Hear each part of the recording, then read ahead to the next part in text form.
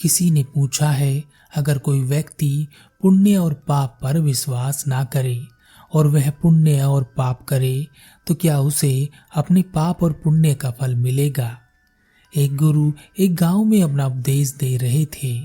उन्होंने कहा, मध्य में स्थित व्यक्ति को ना पाप का फल मिलता है और ना पुण्य का फल मिलता है। इस तरह वह पाप और पुण्य दोनों से अछूता रह जाता है, जिससे वह कर्म के बंधन से मुक्त रहता है और निर्वाण को प्राप्त हो जाता है। गुरु की सभा में एक ऐसा व्यक्ति भी था जो लुटेरा था, हत्यारा था। वह अपने द्वारा किए गए बुरे कर्मों के कारण डरा हुआ था। उसे लगता था जो उसने कर्म किए हैं, लोगों को मारा है, लूटा है, उसे नरक में जगह मिलेगी। परंतु गुरु की बात सुनकर वह खुश हो गया। उसे समझ में आ गया कि कर्म कैसे करना है कि पाप करने पर भी उसे फल ना लगे। सभा समाप्त हुई, सब अपने घर चले गए। वह लुटेरा भी अपने घर चला गया। उसके बाद उसने खूब लूटपाट की और हत्या की। जब भी वह किसी के साथ लूटपाट करता और उसकी हत्या करता, तब वह उससे कहता, मैं तुम्हें लूट नहीं रहा हूँ, मेरी ऐसी कोई इच्छा नहीं है, पर मैं यह करता हूँ। ना मैं तुम्हें मारना चाहता हूँ, फिर भी मैं यह करता हूँ। मैंने पाप और पुण्य पर विश्वास करना बंद कर दिया है, अतः न मुझे पाप लगता है न पुण्य लगता है। पर एक दिन वह पकड़ा गया। राजा के सैनिकों ने उसे पकड़ लिया और राजा ने उसके इस कृत्य के लिए उसे मृत्यु दंड दिया। जब सिपाही उसे मृत्यु दंड देने के लिए ले जा रहे थे, तब वह बड़ी चालाकी से वहां से भाग निकला। वह भागते भागते गुरु के आश्रम में पहुंचा। वहां पहुंचकर उसने गुरु से कहा, गुरुदेव, जैसा आपने कहा था, मैंने न पाप पर विश्वास किया न पुण्य पर विश्वास किया। ऐसा कर्म मैंने किया, फिर भी उन कर्मों की सजा मुझे क्यों मिल रही है। गुरु ने कहा, तुमने क्या किया? उस व्यक्ति ने गुरु को सारी बात बता दी। तब गुरु ने कहा, क्या तुम्हें प्यास लगी है? व्यक्ति ने कहा, हाँ गुरुदेव, बहुत प्यास लगी है, गला सूखा जा रहा है। गुरु ने उस व्यक्ति को भोजन लाकर दिया और कहा, खा लो। व्यक्ति ने कहा, पर गुरुदेव, मुझे भूख नहीं, प्यास लगी है, मुझे पानी चाहिए, भोजन नहीं। गुरु ने उसे पानी लाकर दिया। उसने पानी पीकर अपनी प्यास बुझा ली। थोड़ी देर बाद गुरु ने फिर पूछा, क्या तुम्हें भूख लगी है? व्यक्ति ने कहा, हाँ गुरुदेव, मुझे भूख लगी है, कल से मैंने कुछ नहीं खाया। गुरु ने उसे पानी लाकर दिया और कहा, पी लो, अपनी भूख मिटा लो। व्यक्ति ने कहा, गुरुदेव, पानी तो मैंने पी लिया और पानी से भूख नहीं मिटती, भोजन से मिटती है। गुरु ने कहा, ठीक कहा तुमने, यही बात तो मैं तुम्हें समझाना चाहता हूँ। बुरे कर्म करके अच्छा फल नहीं मिलता, अच्छा कर्म करने पर बुरा फल नहीं मिलता। अच्छा कर्म बुरे की जगह नहीं ले सकता और बुरा कर्म अच्छे की जगह नहीं ले सकता। व्यक्ति ने कहा, पर गुरुदेव, आपने कहा था जो व्यक्ति मध्य में रहकर कर्म करता है वह कर्म फल से मुक्त रहता है। कर्म पर विश्वास ना करके हम कर्म से मुक्त रह सकते हैं। गुरु ने कहा, कर्म से तो मुक्ति किसी की भी नहीं है और हमारा हर कर्म विश्वास पर ही आधारित होता है। यह पूरी दुनिया विश्वास पर ही चल रही है। हर किसी के अपने अलग अलग विश्वास हैं। उन विश्वासों के कारण वह अपने कर्म करता है। एक पति अपनी पत्नी पर या एक पत्नी अपने पति पर शक करती है, तो यह शक भी उसके अपने विश्वास के कारण ही है। हम अगर अच्छे कर्म करते हैं तो हमें पूरा विश्वास है कि हमें अच्छा फल मिलेगा।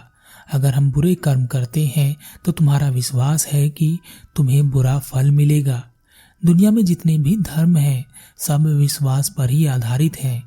हम अगर किसी का बुरा करते हैं, हमारा विश्वास है कि उसका बुरा करने से हमें कुछ हासिल होगा, कुछ मिलेगा। हमारा विश्वास हमारी पूरी जिंदगी को नियंत्रित कर लेता है, उसका रूप और रंग बदल देता है। व्यक्ति ने कहा, गुरुदेव, आप बात मत घुमाएं।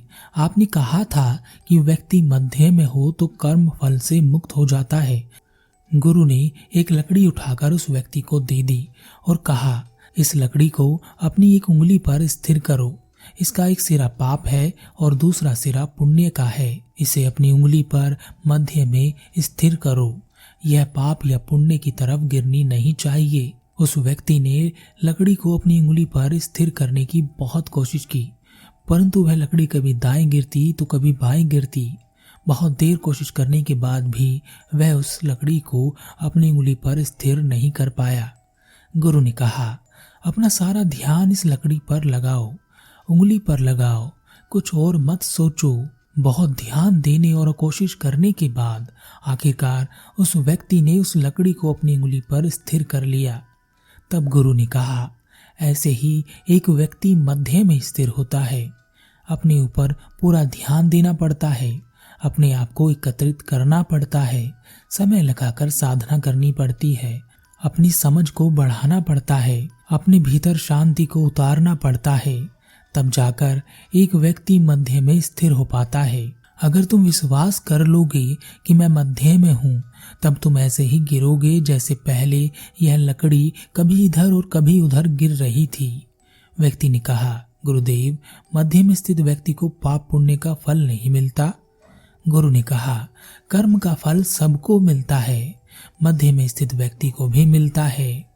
पर जो व्यक्ति मध्य में स्थित हो गया वह शांति को प्राप्त हो गया। जो शांति को प्राप्त हो गया उसका लालच चला गया, स्वार्थ चला गया, और जिसका स्वार्थ चला गया, लालच चला गया, वह जो भी करता है परमार्थ से ही करता है, भलाई के लिए ही करता है।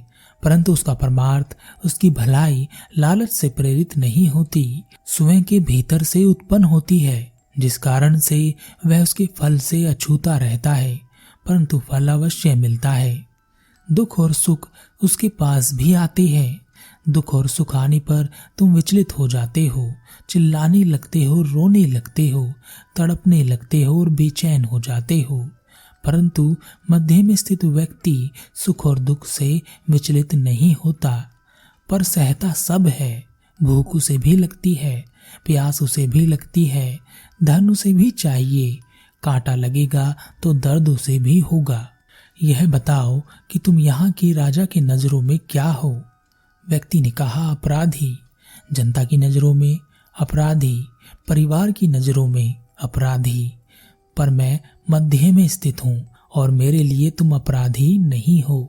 एक ऐसे व्यक्ति हो जो लालच और स्वार्थ, कामना के चक्कर में फंस गया है और अपना रास्ता भूल गया है, जो बस किसी तरह से अपने आप को अपने द्वारा किए गए पापों से बचा लेना चाहता है।